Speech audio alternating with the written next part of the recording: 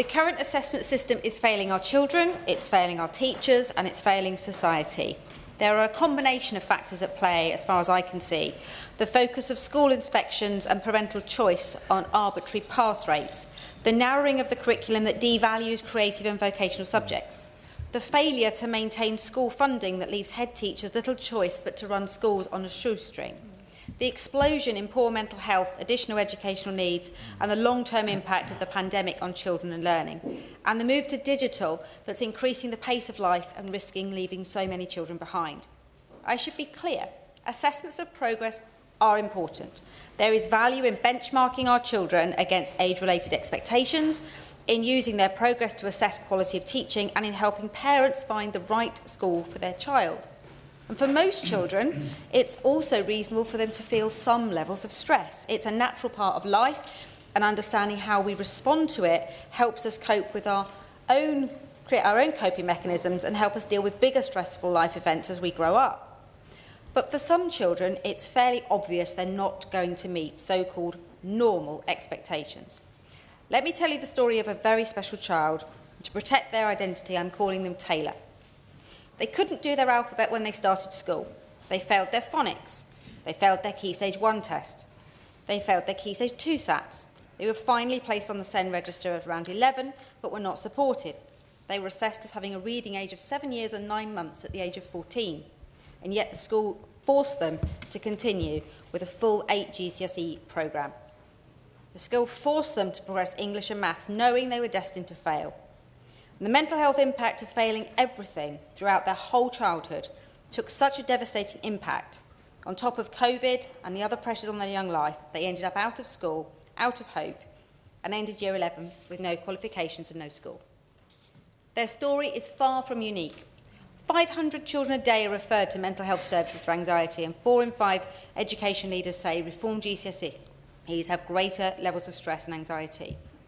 Just under half the children who make the grade at 16 were judged as falling behind at the age of just 5. Those children, when identified early, can be stopped from failing throughout their life. These children are not stupid. They learn differently. They need a more inclusive school, better curriculum, and a system that's not based on remembering stuff, but applying their skills and talents to help them meet their potential. On that point, with the Honourable Lady Gifford. Of course.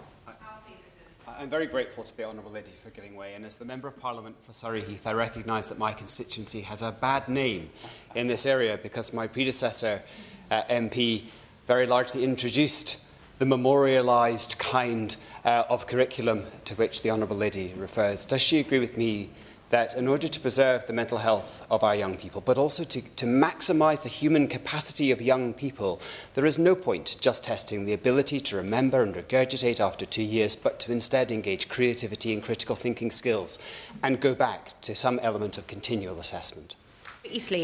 I absolutely agree, and I thank my honourable friend for his intervention and allowing me to pause in my emotion. My constituent Casey didn't pass her English and Maths GCSE. She got close, but she was forced to resit them at college when she went backwards.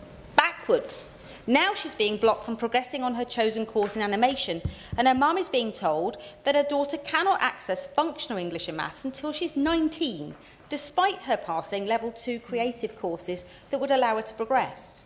Whereas a special school would allow her to take those functional courses. Her mum said the resit crisis is leaving students feeling failures and is demoralising, especially to send children who may never achieve grade 4.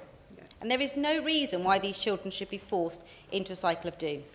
So back to Taylor, what happened to him? Well, he's now been scooped up by the brilliant special Linwood School, where the staff have rebuilt his self-esteem.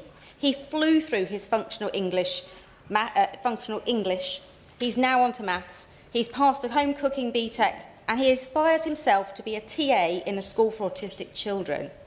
So I want to challenge the Minister on removing the forced retakes of English GCSE and maths, a more holistic range of courses, and, as some of us just heard in the Dingley's Promise roundtable, reasonable adjustments in classrooms so every child can help them to learn, improve their happiness and achieve better outcomes.